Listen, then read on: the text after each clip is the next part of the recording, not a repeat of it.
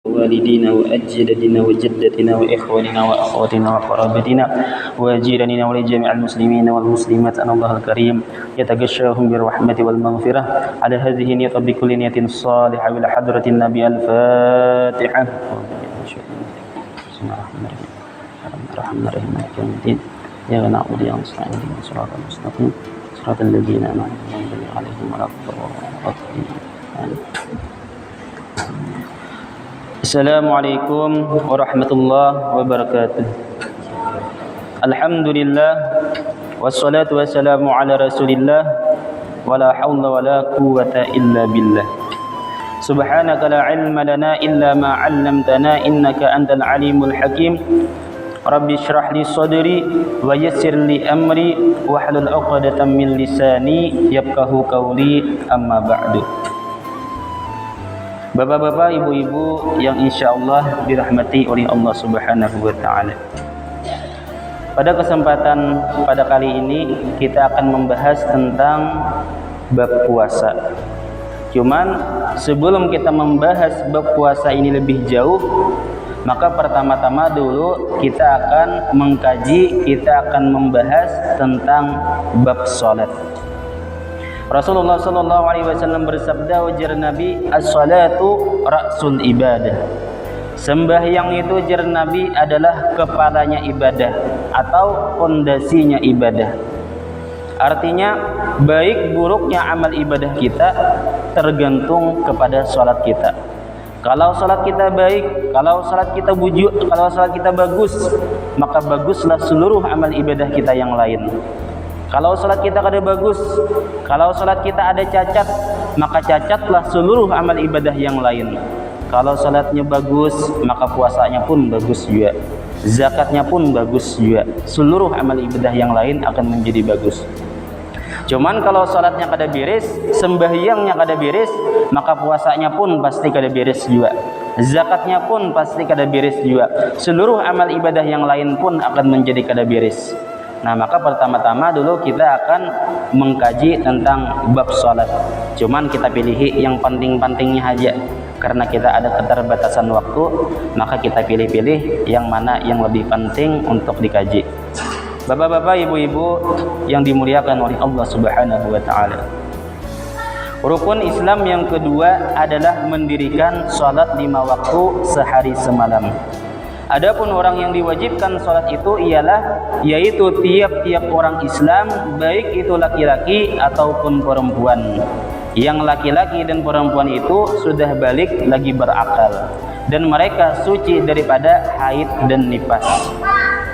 Suatu kewajiban pula bagi bapak atau nenek menyuruh anaknya atau cucunya mengerjakan salat jika mereka sudah berusia 7 tahun.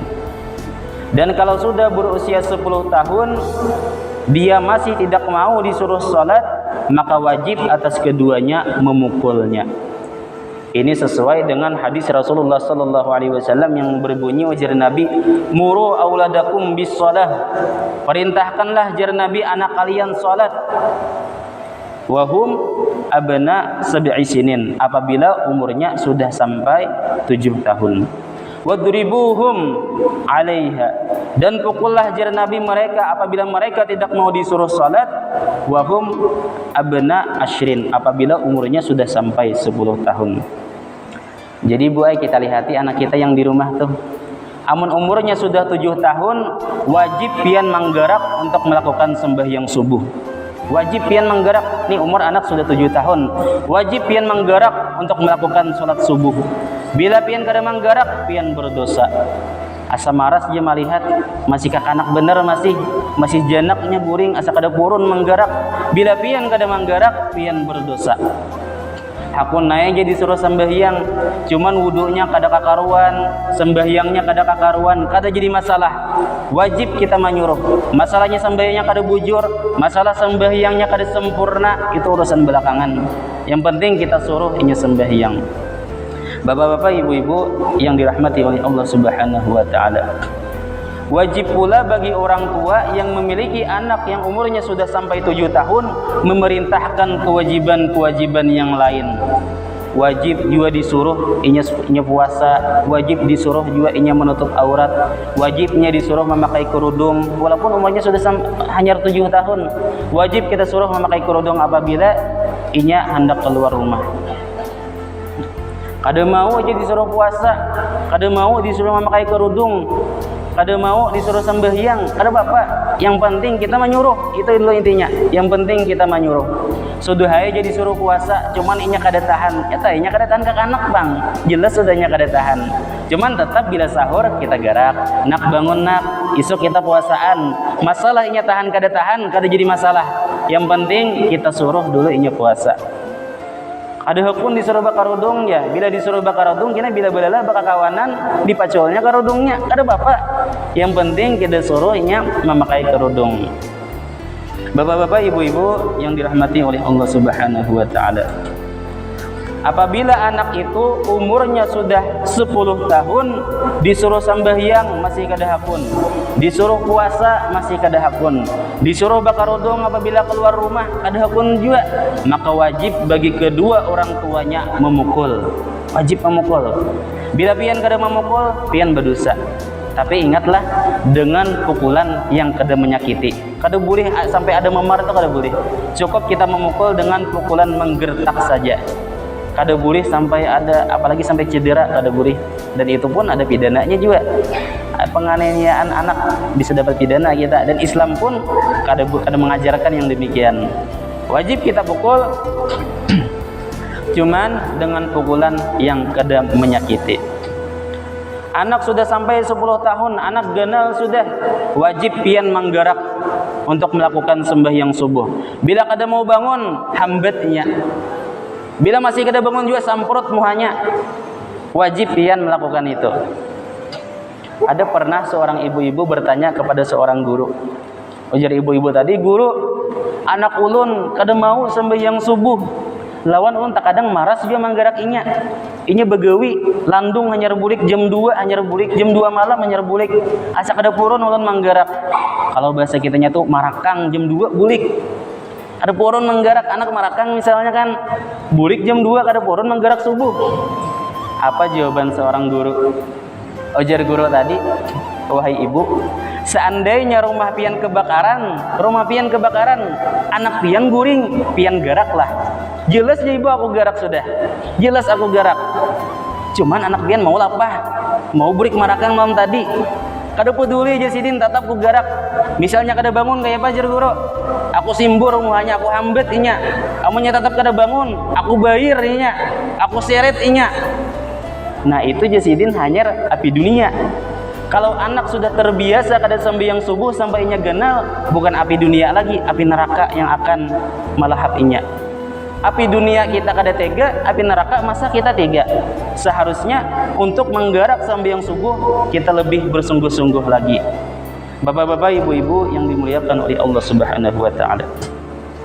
Apabila ada orang tua yang memiliki anak yang sudah sampai 7 tahun, menyuruh sembahyang kada mau, menyuruh puasa kada mau, menyuruh memakai kerudung apabila keluar rumah kada mau, atau misalnya ada orang tua yang memiliki anak yang umurnya sudah sampai 10 tahun, anaknya disuruh sembahyang kada mau, disuruh puasa kada mau, disuruh memakai kerudung apabila keluar rumah kada mau, nang orang tuanya kada mau memukul, maka orang tuanya berdosa.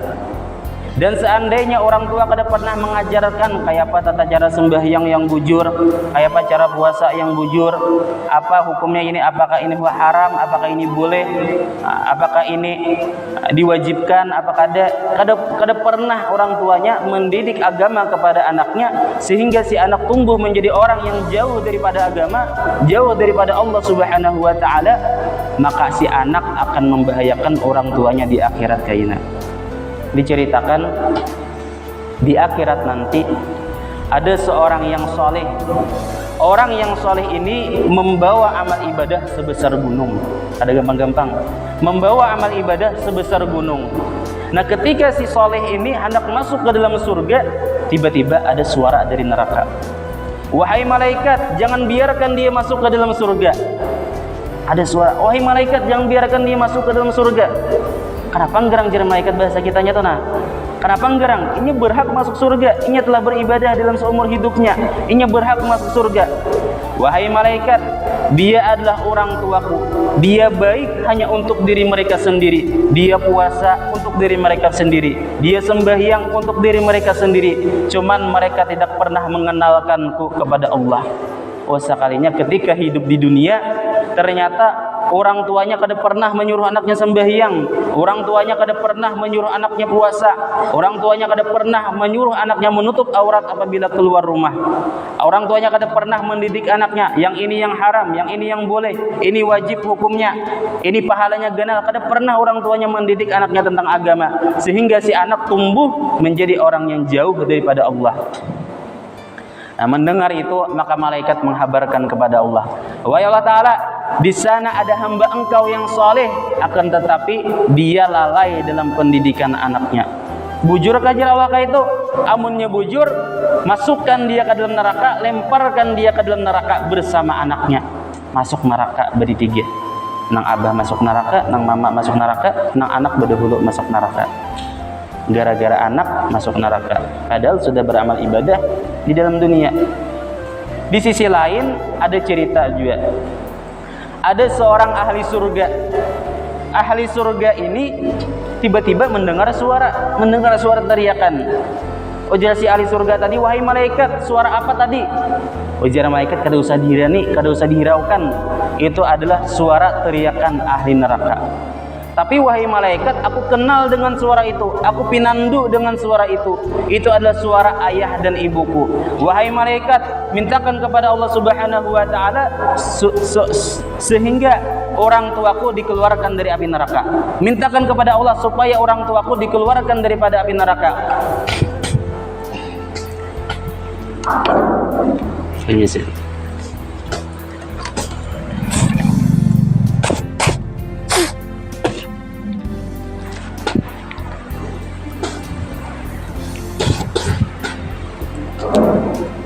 Mohon maaf. Wahai orang tuaku, wahai malaikat, keluar, mintakan kepada Allah supaya orang tuaku dikeluarkan dari api neraka. Karena sebab aku menjadi orang yang bertakwa, itu sebab kena pendidikan orang tuaku.